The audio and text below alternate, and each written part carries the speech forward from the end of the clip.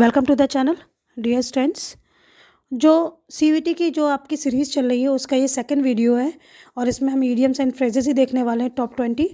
और इसके बाद में जो नेक्स्ट वीडियो होंगे वो फ्रेजल वर्ब्स के लिए antonyms, synonyms, one word substitution, जो भी आपको वोकैबुलरी में पार्ट कवर होता है उसे हम कवर करेंगे। तो फटाफट से हम सेकेंड वीडियो भी आज कवर कर लेते हैं। देखते हैं इस वीडियो का फर्स्ट इडियम है go to the dogs. It means to become worse, यानी कि कोई भी कंडीशन बुरी और बुरी से बदतर हो जाए, उस कंडीशन में हम इस फ्रेज का यूज़ करते हैं। नेक्स्ट क्वेश्चन है ग्रीन हॉर्न। ग्रीन हॉर्न आप ऐसे भी थोड़ा सा एक्सपीरियंस कर सकते हो अपने मन से। देखो नेमेनिक्स जरूरी नहीं कि बहुत ट्रिकी हो, हम नॉर्मली अपने माइंड को कैचअप करने के लिए हम अपना डेली रूटीन से कोई भी एक फॉर्म ले सकते हैं। ग्रीन का मतलब होता है ना कि कोई भी घाव है, हरा भरा है, इट मीन्स अभी स्टार्टिंग है उसकी। तो हम इस पर्पज से अगर लें तो हम ले सकते हैं वन हु लैक्स एक्सपीरियंस, जिसे अनुभव की कमी हो अभी, यानी कि नया नवेला हो कोई। नेक्स्ट है आपका हाई हॉर्स। हॉर्स वैसे भी एल्टीट्यूड के लिए हम बहुत ज़्यादा फेमस रहता है।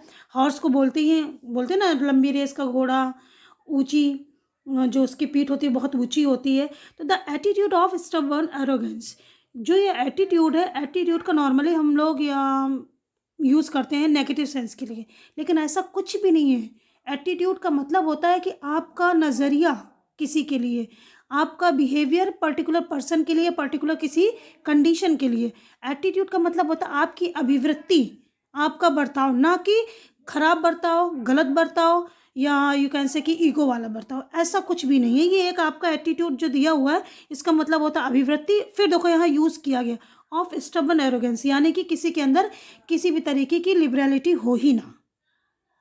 तो हाई हॉर्स का मतलब है एक ऐसा शख्स जिसके अंदर इस तरीके का एटीट्यूड हो कि वो किसी भी चीज़ को लेकर के अपना लचीलापन बर्ताव कभी कर ही ना पाए। नेक्स्ट क्वेश्चन है या नेक्स्ट आपका इडियम है होल्ड इन कंटेम्प्ट। सिंपल से इसका मीनिंग है हेट। हेट के लिए यूज़ करते हैं। ये बहुत रिपीटेड क्वेश्चन है, लेकिन ज़रूरी नहीं कि कभी पूछा नहीं जाएगा। रिपीटेड है तो कोई बात नहीं, आ भी सकता है। ह्यू एंड क्राई, इसका मतलब होता है अ ग्रेट नॉइज़, और बहुत ज़्यादा अफरा तफरी होना, उसके लिए हम यूज़ करते हैं hue and cry.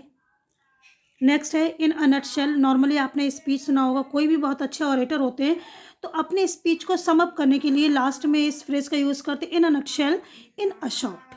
It means संक्षेप में मैं अपनी बात को यहाँ पर ख़त्म करना चाहूँगा क्लियर वे में, यानी कि संक्षेप में बात बोलेंगे और जो क्लियर लाइन है वो एक दो लाइन में सम अप कर देंगे अपनी पूरी स्पीच को या अपनी बात को। नेक्स्ट है to play ducks and drakes, to act foolishly and inconsistently. It means suppose that, मान लीजिए हम लोग कॉमेडी एक्ट देखते हैं, उसमें क्या करते हैं वो चीज़ें गड़बड़ कर देते हैं। हम लोगों ने three man in a boat एक नॉवेल भी पढ़ा हुआ है, उसमें जो पैकेजिंग वाला सीन होता है ना, तो जो तीनों लोग होते हैं, तीनों दोस्त, वो कभी उसने पैकिंग की तो उसने जाके उसके ऊपर पैर रख दिया, फिर उसके ऊपर बैठ गया। तो ये सब क्या, ये इनकन्सिस्टेंट को दर्शाता है। और फुलिशली का मतलब बेवकूफ़ी जैसे एक्ट करना। तो जब कभी भी इस फ्रेज का यूज़ हो तो इसका मतलब है कि जो जो जिन लोगों के बीच में कोई भी एक्ट हो रहा है उनके बीच में किसी भी तरीके का पैचअप ना होना, या उनके बीच में कोई भी लिंक ना होना उनके काम में, और वो फुलिशली किसी भी काम को कर रहे हो, उसे बोलते हैं टू एक्ट फुलिशली। और inconsistently it means to play ducks and drakes. Next question है, नेक्स्ट आपका इडियम है to take the bull by the horns. बहुत इम्पॉर्टेंट है, और अगर नॉर्मली आप देखो तो इसका मीनिंग इसी के फ्रेज में ही पूरा छुपा हुआ है। टू टेक द बुल यानी किसी भी बुल को लेना, कैसे लेना, बाय द हॉर्न्स। आप सब लोगों ने बाहुबली मूवी देखी होगी, उसमें जब वो हराता है उस बुल को तो सीधे सींग से पकड़ कर ही उसे गिराता है। इसका मतलब उसके अंदर डर नहीं था, उसने बड़ी ही बोल्डली उसे फेस किया। तो बस सिंपल सा यहाँ भी है to tackle a problem. Problem यहाँ बुल को कहेंगे। तो कोई भी प्रॉब्लम को, किसी भी कंडीशन को in a bold and direct fashion, बिल्कुल बोल्डली, बिल्कुल एकदम बहादुरी से उस चीज़ को फेस करना, तो पीछे से ना करके उस चीज़ को टैकल करना, बिल्कुल बोल्डली, कोई डर नहीं है इस पर्पज से। नेक्स्ट है आपका to move heaven and earth. ये बहुत इंपॉर्टेंट है। हम नॉर्मली जब एफर्ट के लिए यूज़ करते हैं फ्रेज तो यूज़ करते हैं हेड टू टो, मतलब कि सिर से लेके पैर तक मैंने पूरी मेहनत की। कुछ कुछ इसका मिलता जुलता हुआ जो मीनिंग है वो यही है to make a supreme effort, यानी कि हम एफर्ट सब लोग करते हैं, लेकिन एक जो एक बहुत उसकी जेनिथ पोजीशन होती है एफर्ट की। जेनिथ का मतलब है बहुत ऊंचाई का, या बहुत पूरे डेडिकेशन के साथ यू कैन से। तो सुप्रीम एफर्ट यूज़ करना, जो सुप्रीम एफर्ट करना, उसके लिए हम यूज़ करते हैं to move heaven and earth. ठीक है। नेक्स्ट इडियम है आपका नो अवेल। इसमें कुछ ज़्यादा बताने लायक नहीं है। विदाउट एनी रिजल्ट, हम कोई भी डिस्कशन करें, कोई भी कन्वर्सेशन हो, कन्वर्सेशन बहुत लंबा गया लेकिन कोई रिजल्ट निकला ही नहीं, तो इट मीन्स नो अवेल, यानी विदाउट एनी रिजल्ट। फिर आपका नेक्स्ट है bark up the wrong tree. Bark up का मतलब होता है उसका छिक्कल निकालना, यानी बोलते नहीं बाल की खाल निकालना। तो वो नॉर्मली हम अपना जो दूसरा एक इडियम है उसके लिए यूज़ करते हैं।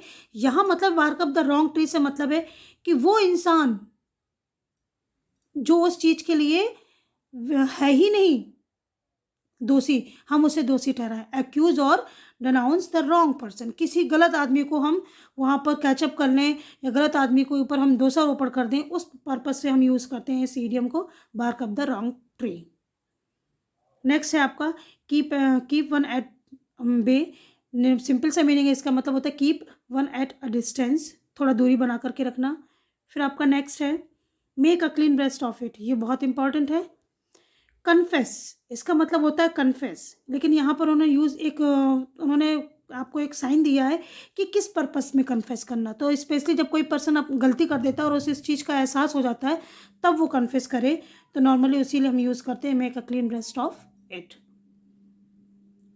आपका नेक्स्ट है have a card up one sleeve, ये बहुत इंपॉर्टेंट है, हो सकता है कि आपको क्वेश्चन पुट अप किया भी जाए।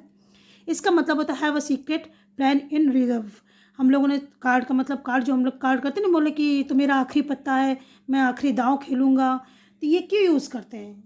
जो ईडियम है ये इसी कंडीशन के लिए यूज़ होता है। इसका मतलब है एक ऐसा प्लान जो आपने रिजर्व करके रखा है और किसी को पता नहीं, सीक्रेटली उस पत्ते को हम सबसे लास्ट में खोलते हैं और उस टास्क को भी हम सबसे बाद में ही उस प्लान को अप्लाई करते हैं। फिर आपका नेक्स्ट है like a cat on hot bricks. इसका नॉर्मल से देखें तो हॉट ब्रिक्स का मतलब है गर्म पत्थरों से क्या मतलब होगा यहाँ पर, यानी कि एक ऐसी कंडीशन जिसमें हम कंफर्ट फील ना करें, तो it means very nervous. Next है आपका कैट एंड डॉग लाइफ। ये लाइफ आपका रिपीट हो गया, सिंगल लाइफ होगा यहाँ पर। तो सिंपल सी बात है कि एक दूसरे से हमेशा लड़ाई झगड़ा करते रहना, तो कैट एंड डॉग लाइफ का मतलब है full of quarrels. Cry for the women, बचपन में सब लोगों ने इतनी सारी लोरियाँ सुनी है, मैया मैं तो चंद्र खिलौना ले हूँ, तो इसका मतलब क्या है, बच्चा ऐसी चीज़ की मांग करता है जो हम नहीं ला के दे सकते, इट मीन्स इम्पॉसिबल। तो इसका मतलब आस्क फॉर द इम्पॉसिबल, यानी उस चीज़ के लिए मांग करना जो असंभव है, तो cry for the moon. Next है आपका द प्रोस एंड कॉन्स। ये सबको पता है कि किसी भी चीज़ के बारे में या किसी भी कंडीशन के बारे में या कोई भी चीज़ हो उसके बारे में पूरी डिटेल की जो एक्सपेक्टेशन होती है और जो उसका एक एस्पेक्ट होता है, उसका जो पहलू होता है वो बहुत अच्छे तरीके से क्लियर होना। तो द प्रोस एंड कॉन्स का मतलब है उसके सारे पहलू, उसकी सारी गहनता, सब कुछ पता होना चाहिए। नेक्स्ट है आपका cross one's t's and dot. ये बहुत इंपॉर्टेंट, जब हम काम किसी के साथ में कोई भी म्यूचुअल टास्क स्टार्ट करते हैं, कुछ भी स्टार्ट करते हैं, तो be precise, careful and one's is exact. तो जिसके साथ हम अपना कुछ भी काम कर रहे हैं उसके बारे में बहुत क्लियर होना चाहिए और पता होना चाहिए सारी, जो आप नॉर्मली आप म्यूचुअल फंड्स वगैरह यूज़ करते हैं ना, तो वहाँ पर यही सब यूज़ होता है, इसका इस ईडियम को यूज़ करते हैं।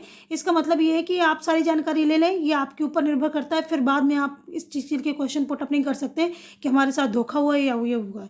तो इस कंडीशन में इसका हम यूज़ करते हैं कि आप उस चीज़ के बारे में सब कुछ जान लें। Come to the last one at arm's length, बिल्कुल सिंपल सा है, इसका मतलब है किसी से दूरी बना कर रखना, to keep at a distance. तो ये हमारा सेकंड पार्ट यहाँ पर कंप्लीट हुआ और जो नेक्स्ट के वीडियो हैं वो मुझे लग रहा है कि मैं सिर्फ एक या दो वीडियो और भी होंगे जो फ्रेजेस और इडियम्स के होंगे, क्योंकि बहुत सारे इडियम्स और फ्रेजेस हैं और हम किसी 4 या 5 को नहीं बोल सकते कि दे आर मोस्ट इम्पॉर्टेंट।